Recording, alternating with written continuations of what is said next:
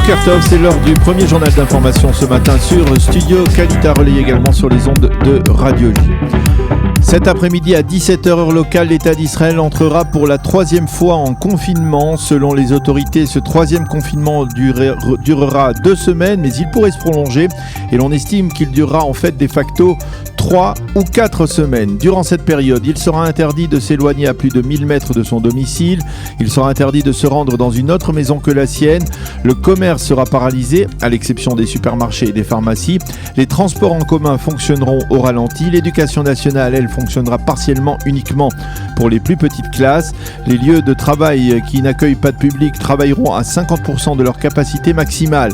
Et comme cela a été le cas dans les précédents confinements, tout rassemblement de plus de 10 personnes dans un endroit ferme et de plus de 20 personnes à l'extérieur sera interdit. Enfin, les îlots verts d'Eilat et de la mer Morte seront fermés.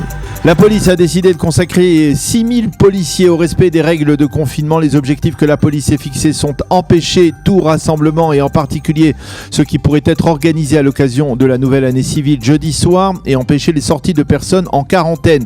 Lors des précédents bouclages, la police avait déployé des barrages et sur les autoroutes. Ce sera fait également à partir de cet après-midi. La police a d'ores et déjà annoncé qu'elle dispersera tout rassemblement interdit dans les communautés orthodoxes et arabes. Les données réactualisées de l'épidémie sont pour l'instant toujours préoccupantes. On a recensé hier près de 4000 nouveaux cas avec un taux de positivité de 4,7% en augmentation. Le nombre de malades sérieusement atteints est de 560 et l'on recense 49 cas de contamination de la nouvelle souche britannique du virus.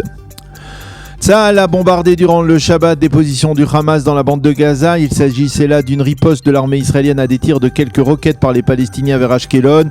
Les roquettes ont été interceptées par le système d'hommes de fer. L'alerte rouge avait retenti dans Ashkelon.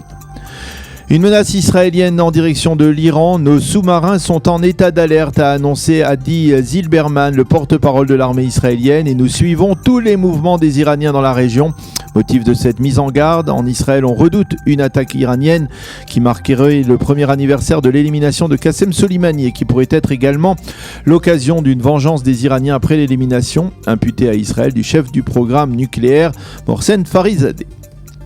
2000 personnes ont manifesté hier sur la place de Paris, près de la rue Balfour à Jérusalem. Les manifestants ont réclamé la démission du Premier ministre. 5 personnes ont été interpellées par la police après avoir organisé un feu de camp au milieu de la route. D'autres manifestations plus limitées se sont tenues hier soir sur plusieurs carrefours du pays. Et puis la protestation contre la mort du jeune Aouvia à Sainte-Dague se poursuit. Hier soir, plusieurs centaines de personnes ont manifesté devant le QG de la police à Jérusalem. 11 policiers ont été blessés par des pierres lancées par ces manifestants. 21 manifestants ont été arrêtés.